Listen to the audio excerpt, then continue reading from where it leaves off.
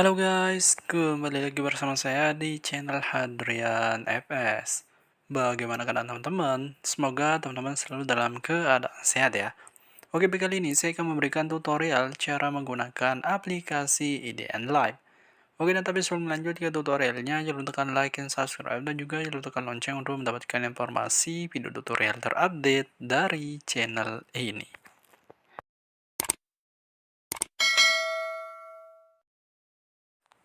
Baik, sebelum lanjut ke tutorialnya, bagi teman-teman yang belum mendownload aplikasi IDN Live, teman-teman bisa mendownloadnya di Play Store bagi pengguna Android, dan bagi pengguna iOS, teman-teman bisa mendownloadnya di App Store ya. Oke, dan sini saya sudah melakukan penginstalan aplikasinya. Langsung aja di sini kita masuk ke dalam aplikasinya untuk cara penggunaannya ya. Oke, dan sini kita sudah masuk ke dalam aplikasi IDN Live. Nah, untuk tampilan aplikasinya seperti ini ya. Nah, di sini teman-teman bisa lihat di bagian bawah, di sini ada 5 fitur yang teman-teman bisa gunakan. Nah, untuk bagian yang pertama di sini ada bagian fitur beranda, kemudian ada bagian fitur pencarian, kemudian ada bagian fitur pembuatan berita ataupun live, kemudian ada bagian fitur notifikasi dan juga bagian fitur profil. Nah, untuk bagian fitur yang pertama yaitu ada bagian fitur beranda. Nah, pada bagian fitur ini di sini teman-teman bisa lihat di bagian paling atas ada 3 fitur. Yang pertama yaitu ada bagian fitur berita, yang dimana di sini teman-teman bisa membaca berita atau menemukan berita-berita terbaru di aplikasi ini. Nah, selain itu juga di sini kita bisa menemukan berita tertrending, dan juga di sini juga ada bagian fitur-fitur berita khusus seperti informasi dari JKT48 ya. Oke, dan kemudian untuk bagian fitur selanjutnya di sini ada bagian fitur IDN Live, yang dimana di sini kita bisa menonton live secara langsung ya. Di sini kita bisa menonton live orang lain. Nah, di sini kita tinggal geser saja ke bawah dan ke atas untuk memilih live yang kita ingin tonton. Oke, untuk penutupan live-nya seperti ini ya. Oke, kemudian di sini juga ada bagian fitur quiz, yang dimana di sini kita bisa menjawab kuis-kuis di aplikasi ini ya.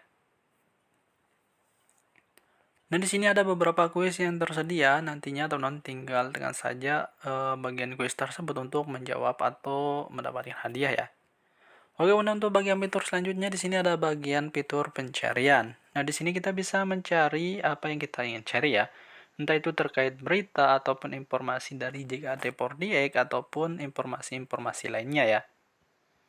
Oke, di sini teman-teman bisa lihat ya, di sini untuk pencariannya, di sini juga ada informasi terkait member dari anggota JKT48 ya, yang dimana teman-teman bisa follow atau ikuti. Oke, kemudian di sini juga ada bagian fitur berita dan juga kuis ya. Oke, kemudian untuk bagian fitur selanjutnya, di sini ada bagian fitur live dan juga bagian fitur penulisan berita. Nah, di sini teman-teman tinggal tekan saja bagian kata live tersebut untuk melakukan live, atau juga teman-teman bisa menulis berita di aplikasi ini ya. Oke, untuk bagian fitur selanjutnya di sini ada bagian fitur notifikasi. Nantinya apabila teman-teman mendapatkan notifikasi, nantinya teman-teman bisa lihat pada bagian fitur ini ya.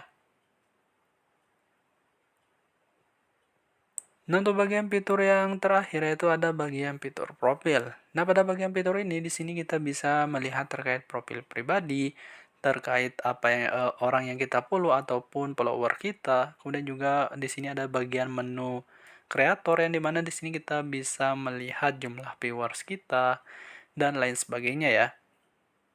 Oke, di bagian bawah di sini juga ada bagian informasi berita yang kita buat ataupun live stream yang pernah kita lakukan. Oke, kemudian untuk bagian fitur selanjutnya di bagian pojok kanan atas ada bagian fitur pengaturan. Nah, di sini kita bisa mengatur terkait profil pribadi, kemudian juga kita bisa memilih mode aplikasi ini, ada gelap dan juga cahaya, kemudian ada bagian fitur notifikasi, kemudian juga ada bagian fitur hapus riwayat, kemudian ada bagian fitur-fitur lainnya juga yang kita bisa gunakan pada aplikasi ini ya. Oke, segitulah tutorial cara menggunakan aplikasi dan lain. Semoga bermanfaat. Sekian dan terima kasih.